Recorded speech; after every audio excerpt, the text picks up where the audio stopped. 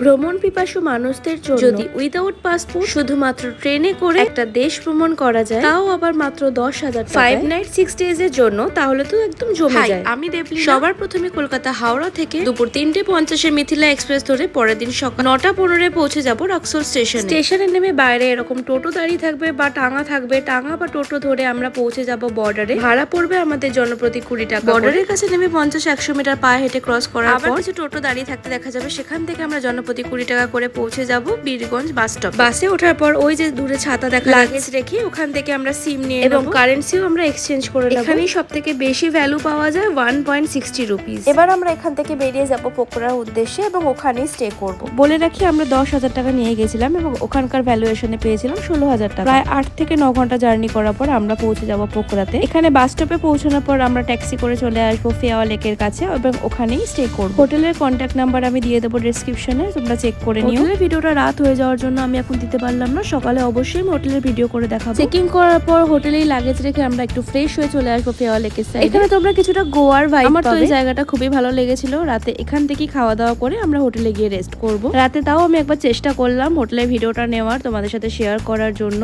হোটেলটা অনেকটাই স্পেসিয়াস এবং বাইরে থেকে আমি এখন দেখাতে পারছি না, কিন্তু এটা একদমই মেন রোডের ওপরে। কালকে সকাল থেকে আমাদের জার্নি স্টার্ট হয়, তাড়াতাড়ি ঘুমিয়ে সকালে উঠে বেরিয়ে গেলাম প্রথমেই ফেওয়া লেকের উদ্দেশ্যে। রাতের অন্ধকারে আমরা নিজেরাও অতটা বুঝতে পারিনি বা ফিল করতে পারিনি জায়গাটা খুবই সুন্দর। এখানে এই বোর্ডগুলো ভাড়া নিয়েও তোমরা পুরো জায়গাটা ঘুরে দেখতে পারো। ভাড়া পড়বে জনপ্রতি 400 টাকা। এরপর আমরা এখান থেকে বেরিয়ে যাবো এখানকার সব থেকে বড় শিবা স্ট্যাচুর উদ্দেশ্যে, যেটা একদম পাহাড়ের টপে অবস্থিত। আমরা সাইট সিং এর জন্য লোকাল ট্যাক্সি করেছিলাম। আজ পুরো দিন আমরা পোখরা শহরটা ঘুরে দেখবো। এখানে পৌঁছতেই তোমরা একটা আলাদা আধ্যাত্মিক ভাইব ফিল করতে পারবে। এমনি তো নেপাল পুরো দেশটাকেই বলা হয় মহাদেবের দেশ। পুরো জায়গাটা আমরা অনেকটা সময় ধরে আস্তে আস্তে ঘুরে ঘুরে দেখবো। এরপর এখান থেকে চলে যাব পিস প্যাগোডার উদ্দেশ্যে। এটাও খুবই সুন্দর এবং মুগ্ধ করার মতো ছিল। এরপর এখান থেকে বেরিয়ে আমরা যাব গুপ্তেশ্বর মহাদেবের মন্দির এবং এর সাথে লাগোয়া কেভ। মন্দিরে ঢোকার পথে এরকম দুই ধারে অনেক দোকান আছে, তোমরা যারা পুজো দিতে চাও এখান থেকে ডালা নিয়ে পুজো দিতে পারো। এই মন্দিরটা অনেকটাই বড়, তাই যখন এখানে আসবে হাতে সময় রেখে এসো পুরোটা ঘোরার জন্য। এবং কেভের জন্য বাইরে এখানে টিকিট কাউন্টার রয়েছে, এখান থেকে টিকিট কেটে তারপর ভেতরে প্রবেশ করতে হবে। উপরে মন্দির এবং নিচে এই কেভের ভেতরটা যেমন অন্ধকার সেরকমই